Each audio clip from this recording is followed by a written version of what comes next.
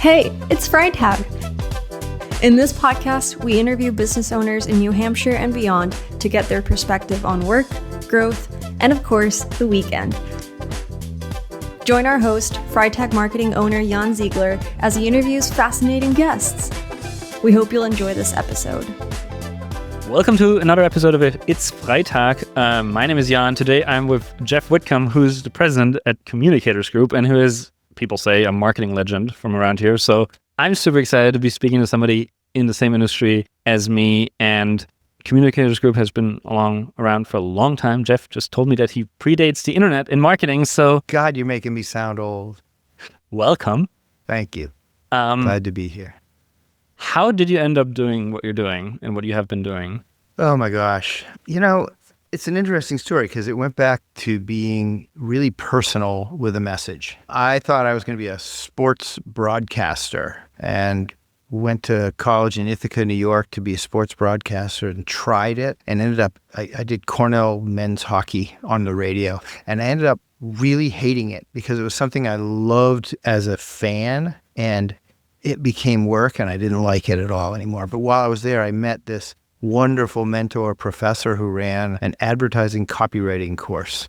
His name was Howard Kogan in Ithaca, New York. And he had a little ad agency down in Ithaca. And so one summer I worked for him between college years writing ads, and I really liked it. It was mostly just radio, and I really loved sort of digging in and being the consumer for all these local businesses and getting into their heads and trying to come up with messages that were really personal and motivating. And it was fun. Plus, it was also great to write something and then hear it on the radio again and you see it produced. And so I started on the creative side. As I took that I grew up in Peterborough. And so when I wanted to come back here, I got personal again. I found a tiny little agency in Brattleboro, Vermont. I think there were 3 people there. And I read an article written by the founder, a guy by the name of Jim Hormel, in a magazine. Remember magazines? Called Ad Week, New England Ad Week. And he had said something. And so I dug into what he had said. And so my letter to him referenced that, what he had said. And I can't remember what it was, but it stuck out to him. It was a way to sort of stick out from the clutter because I got personal with that message. And so I came and I got the job on the first interview. He paid me almost nothing, but I took it. And then, the rest is history, but I always wanted to dive in and say what personally mattered to that audience. And this was an audience of 1, but it's something we still do at Communicators Group on our creative side. I was just going to say, this is like the perfect start to your entire career, which is like messaging. Yeah, it really was. Whether it's like 1 person or 1,000 or 100,000, it matters what you say and how you say it. So I did that. As the 4th employee, and we grew that. I was just a copywriter, but I quickly decided these guys are not organized enough, and I can do better at organizing plans and helping clients that way. So I sort of grew with it. And then there came a time where I decided I was going to leave the company because I got an offer from one of our clients. We were working for company called Eastern Mountain Sports, EMS. I don't know if you know, it's a outdoor retailer. It was based in Peterborough. Went over there, had a ball for about 7-8 years, helping grow as the marketing director there, helping grow that from 34 stores to 85. It was busy. It was fun. It was great outdoor equipment. It was awesome. But it got to the point where when I was doing the 8th July camping sale in a row, even that just got old for me. And I don't know whether I have creative ADHD or whatever, but it was time to change. And all this time, the founder of Communicators Group, Jim Hormel, who long ago I had written that 14 years hence I had written that special personal letter to, he'd been bugging me to come back and be his sort of succession plan. So I took advantage of that. He made it he was great. He made it really easy for me to buy an agency. Didn't know what I was doing. I still don't know what I'm doing, but he made that really easy on us. And in 1998, I actually bought it from him and he found a way to sort of ride off into the sunset. I still talk to him a couple times a year and it's great, but that's kind of my story. That's cool. So when you bought Communicators Group, how many, was it still the 3-4 people that were there 8 years earlier or? No, it had grown. We've been as big as maybe 25 people. And right now we're that was when everybody had to be in the office all the time. And that got too big for me personally. It became too many people to manage and not enough attention on the work and the clients. And so I kind of found a sweet spot at anywhere between 12 and 15. Right now we're a dozen people. And then we have a network, like I'm sure you guys do, a network of freelancers you can hit for specialty. And that way that's cool because our clients have like a solid base of people who are experienced, who are really there. But then when they need particular expertise, we can hire out for it, whether that's video production. That's not an in-house capability. We work with a great partner here in the region. Mondo Media works a lot. We do some specialized digital work with, not you yet, but we will, with Paragon even. And there are places there are really good resources that we can tap in this area, and we found them. No, I think that is a really good model because I think there's, even if you hire a video crew, there's only so much attention you can spend to like on every specialty that you have, especially like, photo video production. It's really good to like give that to somebody who lives and breathes photo and video production. And so when you worked, I guess, a few years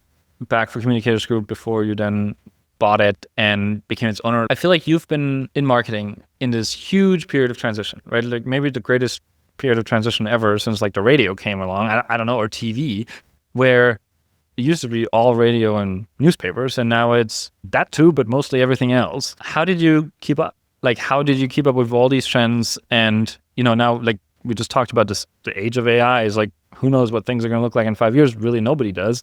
Did that scare you, like all these developments, or did you see them more as opportunities? I think for brief moments, it scared me.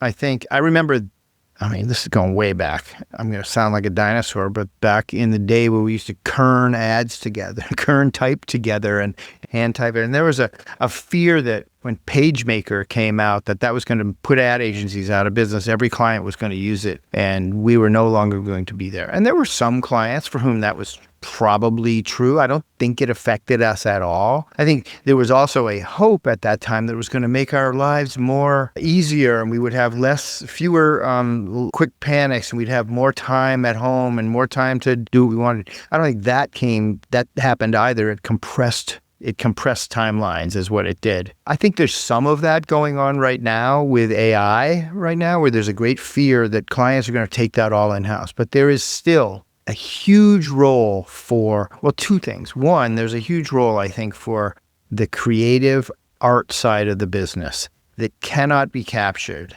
by AI. You smell it, you see it. When you see something written by AI, you see an AI image, you know it immediately, and it does not have the authenticity that our clients who want to build real brands, who are real reflections of themselves, need and demand from us. Can they do that on their own and tweak it? If they could, they wouldn't have to hire an agency anyway. Sometimes you need someone who is super familiar with you, gets to know you, a team that is expert at sort of picking out your best self and showing it consistently and creatively to your customers, to your employees. Yeah, I think that's true because I think about that too, right? Like we have so many designers, so many copywriters on staff, and I'm like, well, like what am I going to do with those? But I feel like there's always a space as long as you know like the technology better than your client. And so I think for us, it's like I have graphic designers that like, I just really like moving around boxes, right? This is how I want to design. I'm like, but that is not how we're going to design in 5 years. Like we will design, but it might not be that we, open Illustrator. It might be that we know how to prompt and have AI generate it for us. I'm not there. I'm there when you know how to prompt it. I often say you have to be able to argue with AI. I think you have to be able to say, no, that is not my client's tone. We have a very strict policy for how AI is used on the creative side here. It's written, it's available on our website, it's open to our clients, that we will not use it for final creative product. We may use it to summarize input that we get from them to help us understand input, because we have varying clients who have various levels of expertise in their own industries, and we need to know just enough to be dangerous about that. We may use it for idea generation, but never for the creative output. It smells and feels like AI when you do that, right? But I thought we had an incident last week where we had a client they have a billboard coming up. They want us to do the billboard, and we had a couple of ideas, and I think it makes it so easy to actually show them visuals. Because I'm like, here's the idea. And now we're we picked one, we're going to photograph it. It's going to be a real image. But it was so much easier than explaining it. I'm like, I need two half-naked guys standing there sweating, holding up an HVAC unit. That sounds weird, but if I'm like, here's the visual, they're like, okay, it doesn't make sense. Now we can photograph it in a slightly different way. Yeah, and then they're like, which guys are going to be our models from our team? You know, the other thing I think that makes us a little bit different is that we are really a communicators group. We're a full service agency. So we're not just focused on digital. We're not just focused on web. We're not just focused on print and radio, but that we can do all of that, right? And I will tell you that the biggest thing that makes us, in my experience, different is that all of those full service elements are coordinated in a plan. And this comes from an experience I had when I was at Eastern Mountain Sports and I was the marketing director. We had at the time when we had 85 stores and we're doing, $150 million in sales. We had an in-house agency that did the direct mail and the catalogs and those sort of things and the store graphics. But for outside branding, we brought in a New York agency, and they came up and they wowed us with ideas. And it was so cool in the conference, and the CEO fell in love with it. And we hired them, and they went back to New York, and I never heard from them. And I'm like, I had to call as the marketing director, and I had to bug them. Are we going to do this? When are we going to do this? What are we? And I hated that. So when I came back and bought Communicators Group, one of the very first things that I did was I said to the AEs, the account executives who were there, the account managers, hey, our clients count on us to manage those programs. And our job is to put together a comprehensive plan that weaves all those elements into messaging that helps actually build a long-term brand that will make customers want to select them when it's time to buy, right? And that is a very big difference, that it's a great mix between the art of the creative, listening to clients, helping them put their best self forward, and the science almost of being systematic in the way that we get those messages out and efficiently spend their money. I think that's a real big difference. It's, as I often say, the magic's in the mix, but it's also, and that's the mix of media, but it's also the mix that we provide as an agency, which is helping sort of understand and reflect their brand and actually having the discipline to get it out there in a coordinated way. I think that makes a lot of sense. So somebody, I'm not going to tell you who, and it wasn't my last guest, said that you basically built that brand, which kudos to you, as I think it's a fantastic brand. And I'm curious if you want to share a little bit about how you do that. Like where do you start when you kind of think about a brand, a company that's, in this region and that wants to matter to that region? Where does your brain go? One thing we don't do a whole lot. I would say about a third of our clients are close regional clients, but I didn't build that brand. I reflected who they really are. SPW is a great, Savings Bank of Walpole is a great example of, we have a process for it. We call it Power Source Brand Planning, where we go through a specific sort of rigmarole of talking with customers, with ex-customers, with key senior management people, with people right on the front line. In the case of a bank, it's a teller even, about what it's like to work for them, what makes them different. We try to pull out what really makes them different from other competitors. And then they have to live it. And I think the best clients are our long-term clients who don't treat branding as a thing you do once. They treat it as an ongoing process for helping them define sort of how they communicate about what they do all the time. And they are true to it. And I love brands that are a little bit aspirational, that take the best of a company or product or service. And yeah, that's when we're at our best. And we're going to talk about it at just slightly above it, because I think then organizations rise to it. And if you can get the CEO to talk about what that brand position is at its best level, then the rest of the organization rises to it all the time. SPW is just one of several of our clients who do that really, really, really well. So it's really a matter of listening with an ear as to what makes you different from the competition, and then reflecting it consistently and doggedly. And you said we've been working with them for a long time. Yeah, it's probably been 18 years or something like that. And it's just been consistent. Yeah.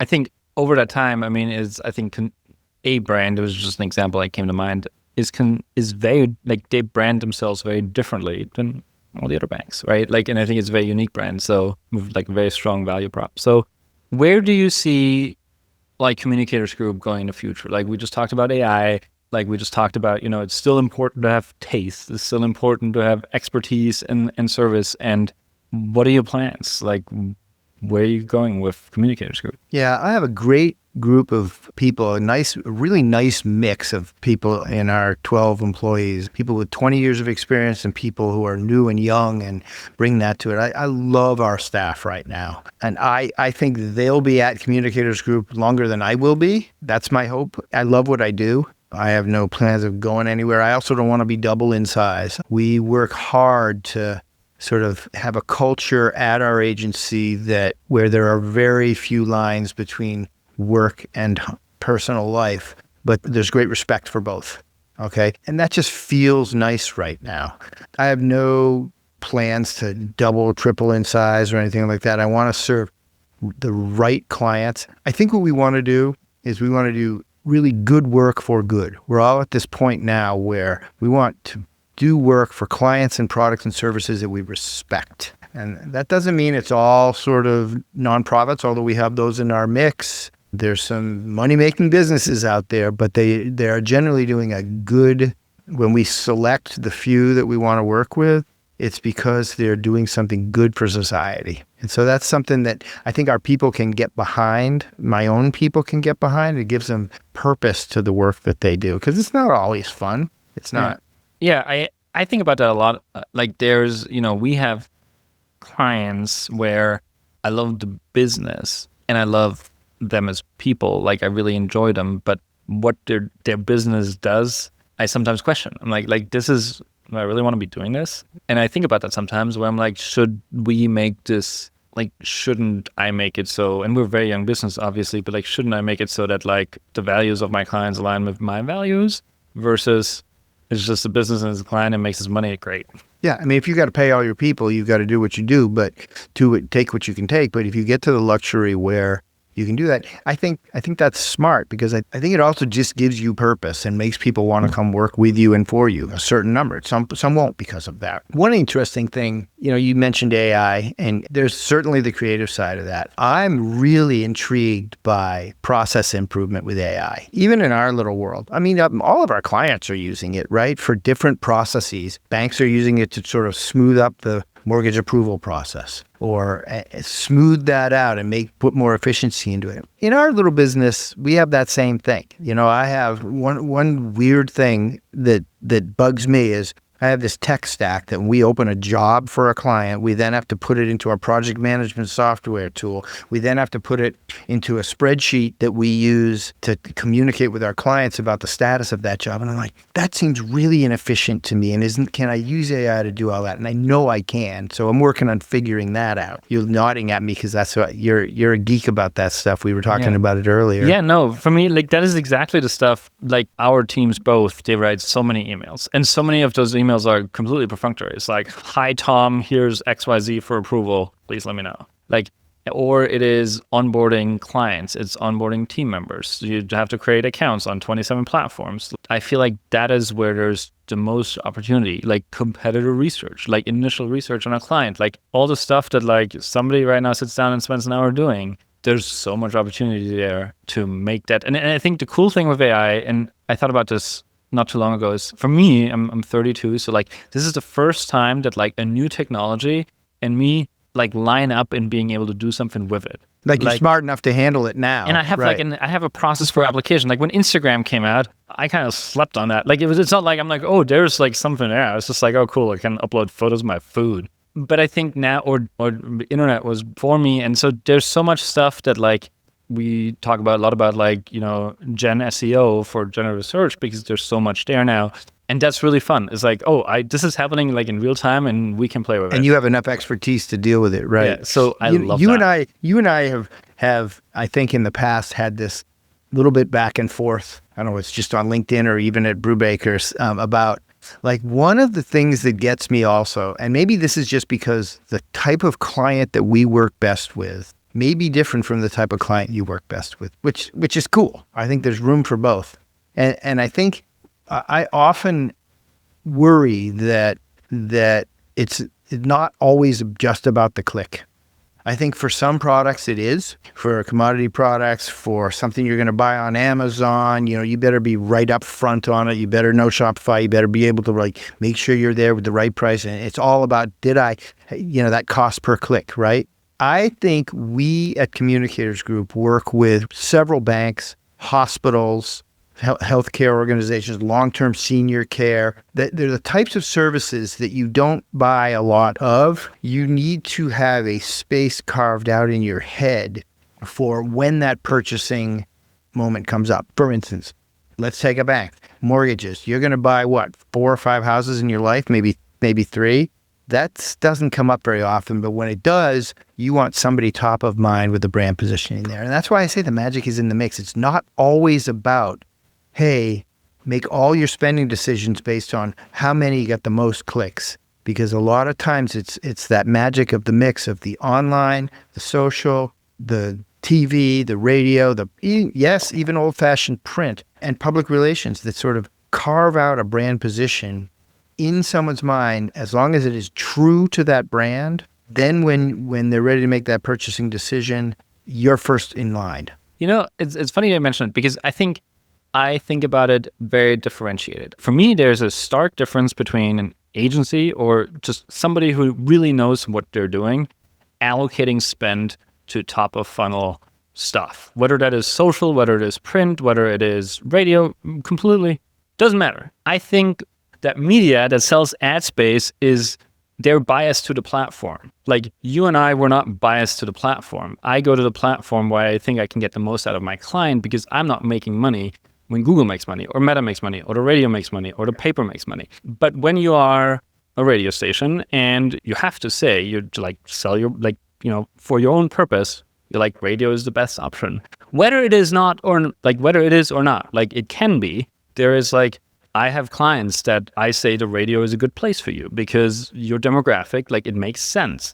If you are an estate attorney, the paper is great, but for other things, not. Like when you're trying to sell to 20-year-olds, the paper is not the place because it doesn't get consumed. And so I think that my gripe with that is not so much the platforms, it is the biased or unbiased advice on marketing spend, which I think putting an agency between, obviously we make money in allocating that spend. So it's not free either, but I think we can be unbiased in terms of choosing the platform that we believe brings the best results for whatever the client's goal is. Yeah, especially nowadays. There was a day when agencies made their money on commission, media commission. That is generally no longer. I think some agencies still take a media commission. At Communicators Group, we don't. We pass on net rates to our clients. Take that bias away completely. We get paid fairly for our services. And then there is no bias. Yeah, and that's there. the same for us is whether we spend on Meta, whether we spend on Google or TikTok or the paper or radio, it's the same price. To us, we pass it on. We say this is, but we tell you where we think for whatever the purpose is, you might want to allocate your money. I'm interviewing you now. What do you love best about your job? That I get to dive deep into all these different businesses, figure out how they work and how we can help them. I think that is why I would never want to be a niche agency, why I never want to work in-house anywhere. Because I love figuring out how the HVAC business works, the pest control business, the restaurant business, and the 27 other industries we're in. And that, I love it. It's like knowing just enough to be dangerous about a whole lot of things. But there are also, at Communicators Group at least, I can't tell you how many times something we learned working for a hospital, we can apply to a bank or to a manufacturer. I mean, there are some sort of truths about human behavior and how we make decisions, and how we form opinions about the brands that we want. I find agencies that work in only one niche entirely dull because everything looks the same.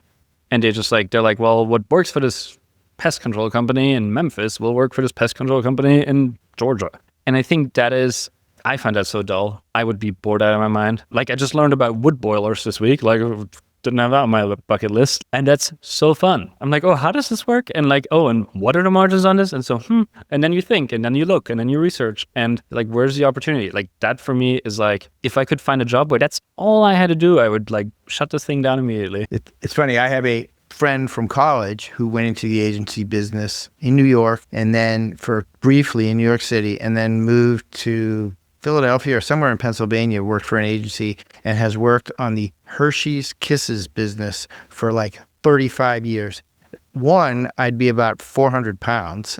And then two, it would just drive me crazy. I mean, saw TV, Super Bowl ads, the whole sort of thing, but like, no, thank you. Just boring. I love the challenge of learning about different businesses and new people and helping them all. I think there's one thing that is really important for clients, potential clients that are considering using an agency. One thing that's really important is to limit the number of people at their organizations who have input on that creative output.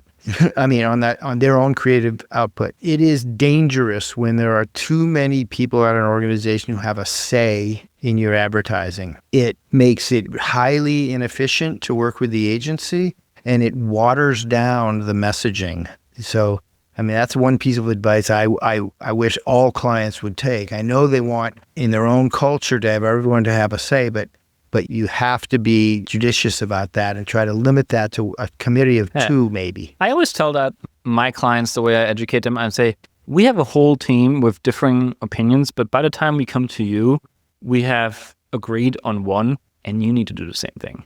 It's like you can talk to your entire team, but you need to come back with us with one opinion, and we can have one opinion. And if they don't align, we can have an intelligent discussion about it. But this can't be like a group call with 7 people on and everybody has a take on like what we should post on social media next month. Like, because it just doesn't go anywhere. So in the sort of second half, third, whatever part of this podcast, we talk a little bit about what a good weekend looks like. Because it is Freitag. We launch these on Fridays. But what do you do on a good weekend? What do I do on a good weekend? I have time to sort of, from a business standpoint, when you're a small business owner, it doesn't really end.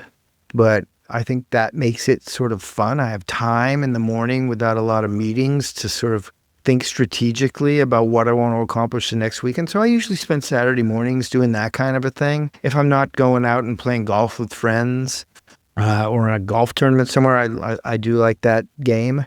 My wife is a realtor in town, so that gives me some freedom around, and I love to cook, actually. So I will shop figure out what we're going to make for. I've gotten past the time where I want to go out all the time, and so I like to shop for a couple of good meals Saturday and Sunday and figure out what those are going to be and shop regularly for it. Outdoor yard work, yeah, that's pretty much my weekends are. Cool.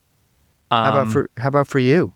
For me, it's a lot of work. And then I have young kids, so young kids work makes for a full weekend. But I think manual labor, it's like yard work, anything that like where you move your body and your hands like helps think.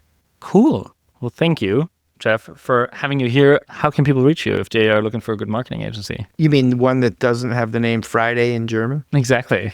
They know where to find us on the web, communicatorsgroup.com. Companies that really value the establishment and constant communication of a long-term brand who are a good fit. Perfect. It can be a good fit. Well, thank you for joining me. I really appreciate you coming by. Thanks. Well, that was a great conversation. We hope you enjoyed this episode. If you did, please leave us a nice review wherever you're listening to this. It really means the world. Our episodes drop every other Friday, so stay tuned for more insightful chats from It's Freitag.